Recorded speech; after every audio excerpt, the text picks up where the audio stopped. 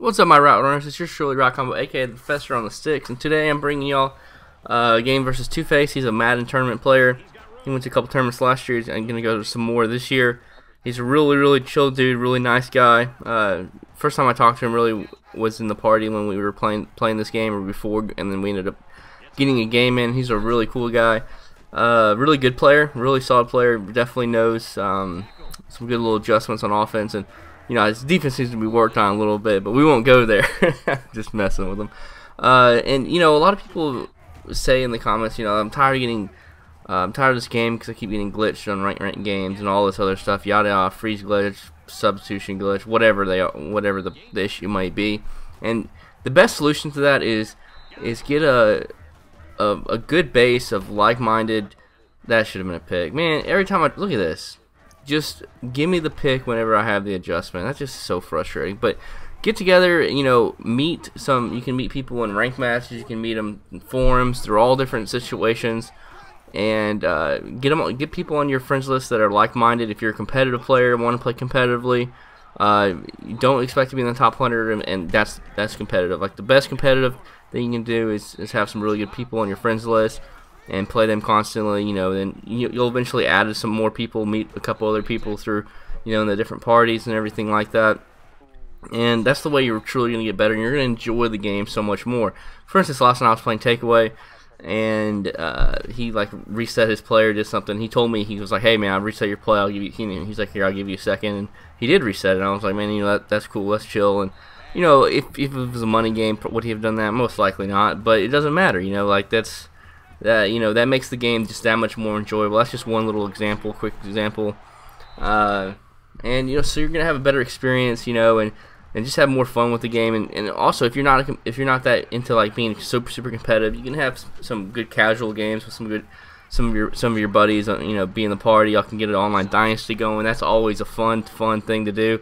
I was up until this year, I've always been in an online dynasty with these three different guys who aren't really the best players, but they love the recruiting aspect of it. We all went to Alabama, and so I would definitely take it easy on them and not do all these different nanos and stuff. And we had a great time. We play probably, I think we got to last year or 2 years ago, to our 7th season, and it was a ton of fun. It's so much fun, recruiting your players, and 4 years later, deep down into the dynasty and stuff like that. So definitely, that's the key. I feel like I get a lot of messages, and I understand, man. I agree. It sucks getting glitched. It's annoying. So on third down right there, I dropped the first down. So I was like, you know what? These NCAA gods are just telling me I need to kick this field goal. Just take your points, man, because you're not going to pick it up on fourth down. You're going to have a drop or interception or something crazy is going to happen.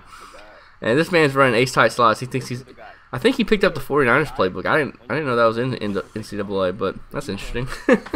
But anyway, so that's just my little take on it. It definitely sucks to getting glitched. Another drop pick. And it sucks, man. It really does. But just find some people like-minded, who play the game the same way you do, in a way of how competitive it is and all that stuff, and just add them to your friends list. And if you have a bunch of friends like that, it makes it even more competitive, especially if you played a couple times, and then you you kind of keep a little mental tally of wins and losses, and it makes a lot of fun, and it's really good competition. So I'm going to get off that little train and get to some gameplay. 4th and 5. It may have a really nice play, and then I hit him up with the counter. I no huddle, and I figured he was going to play out some coverage defense. That's what most really good players do when you're in the red zone. So I hit him with a nice counter play to get the touchdown. I take the 10-point lead, and he does a really good job of staying in the pocket and waiting for the purple zone, for his guy to get past the purple zone, because the purple zone will only go so far no matter what. And he took advantage of it, going down the field. Now he's hitting. Now he thinks he gave Takeaway the controller, I guess. Hit me up with the quarterback power, and he's off to the races. So makes a 3-point game. Had a nice little spin move. Was able to get around the guy. That was a terrible read on my part. Go back to the read option. Was able to get some nice yardage to make it a 3rd and 5. So it's 3rd and manageable. I really want this to be the last drive of the game, and I was able to break a tackle, get a little lucky, get the first down. And he had a decision right there to make, either take the deep guy or the underneath guy. If he took the underneath guy, it would have been a touchdown. So good decision on his part. Moving the chains, did a really good job of clock management. Look at this fat guy, man. If that guy caught me, I would have just turned off my Xbox right then and there. So I go up by 10, which I did a really good job managing the clock into the half. to get the touchdown, not really give him a chance to do anything after that. So third quarter, up by 10 points. I have the game in control, especially because I got this pick. So I have the game in control. I was able to pick him off, up by 10. Everything's looking great and gravy. And man, I'm just breaking tackles everywhere. And I'm in field goal range, and this is where I make a mistake. I have A and X wide open, and for some reason I decided to throw the wheel route, which is stupid. Just play it safe, especially the first play after a pick. You know, you're either gonna go for the home run. Don't be doing no user catch. Just go for the home run, run the ball, or do something safe. You don't want to. The worst thing to do in the world is turn the ball over right after you got a turnover, especially in this game with how hard it is and how valuable possessions are on offense. So 4th and 7 hits me up with the ace tight slot. It's a little streak play from the San Fran playbook, where I don't know what it is in this game, and really that was a dot right there on his behalf. But I let him right back in the game. I had the game control, up 10 with ball, and I blew it, and so that's just frustrating. But I'm still feeling good because I'm up by 3. I can make it a 2-possession game because he can't go score for score. He's gonna have to get at least one more stop, or have like a onside kick or something like that. So hit him up with I've been running the trips open still. Made that guy look silly, man. I made him, oh gosh, man, just ran out to the sideline, went backwards a few yards, and then this is, look at this. My guy can't get off the lineman, and then I go for a touchdown right there. We were both laughing about that. That was ridiculous. So go up by 10. He can't go score for score. He needs to get a stop at some point. Throws a nice little dot, man. He had like 2 guys just wide open. He has a really, really nice offense. It was definitely tough for me to get some stops in this game. Really good pocket presence right there, able to scramble around and get the first down. So a minute left in the third, up by 10. He just pancake blocks my guy, and then my guy, I guess, doesn't exist because he just ran right through him and didn't have to hurdle or anything. My guy does not exist at one bit. Look at this guy, just once again, man, just hitting me with that streak. People were in the area, had yellows there, no reaction, and then he just stiff arms me for the last 6 yards. It was crazy, man. So 3-point game once again, but like I said, he can't go for score.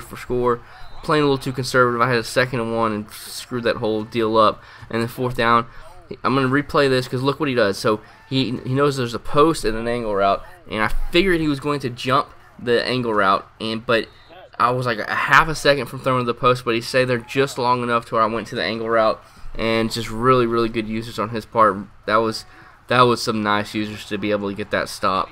Man, that's how you get stops in this game, man. You gotta have good users, some good adjustments, and you get a couple stops here and there. If you can just get 2, I don't think 1 is enough. I think you need to get 2 stops in the game, and you'll be golden because you can have 1 mess up on offense. And can I say, dot? Yes, sir. Whitfield, 99 speed. Let's go. What's so really nice about the trips open is the guy on the far right. You always have to account for him. Because, I got a guy with a lot of speed out there and put him on a streak. So you have to have 2 guys cover that guy at all times. And on the opposite side of the field, you got a whip route, you got a crossing route, you got a very nice wheel route. And then, you can do whatever with the running back. And then you also have the threat of the read option quarterback wrap. So, I mean, you just have some nice plays. It's tough to stop. The only downside is if when you play top-notch players, there's not enough, I don't feel like, quick reads to get the ball, just some, I wish I had one more like quick read in that play besides like the whip route. So, and then I guess you can do something with the running back route. But that's the only downside I feel like to that formation. It's just there's not enough quick reads. So, right here he's going for right here, he was in field goal formation. He's up by 3, and I'm like, man, don't kick that extra point, go for 2. And I was just daring him into it a little bit. So he was like, all right, fine. He calls a timeout. And so he goes for 2. No reason. Just trying to be a wise ass. And oh, man. So he wasn't able to get it. So all I have to do is get in field goal range. But I do not want a field goal. I want a touchdown and try to get this W. Hit him up with the read option. Get in field goal range with that run. So 50 seconds left. Hit him up with another read option. I was just making sure he's not going to be in all-out coverage defense. And then I have get him in man coverage and hit him with the wheel route. So 30 seconds left. I'm trying to make sure to waste enough time. Just move the ball, keep moving the ball. So 20 seconds left, wasting that time. I don't want him to have another possession. So he has 17 seconds left. So now I'm up by 3. But well, I'm going to show that again. Some really nice adjustment right there. That was a tough play for him to stop. And so I go for 2, being because he went for 2, so now I gotta go for 2 just for the fun of it. This is a friendly game, guys. Nothing too serious there. We're going for 2s right there. So he has 9 seconds left. He needs to get a touchdown out of this. 7 seconds, 6 seconds. Nothing's open. He's able to get a sack. So this should be the last play of the game, and he's gonna not have any time. I'm gonna end up coming out with the W. Good game, TwoFace. Can't wait to get some more games in, and I'll see you on the sticks.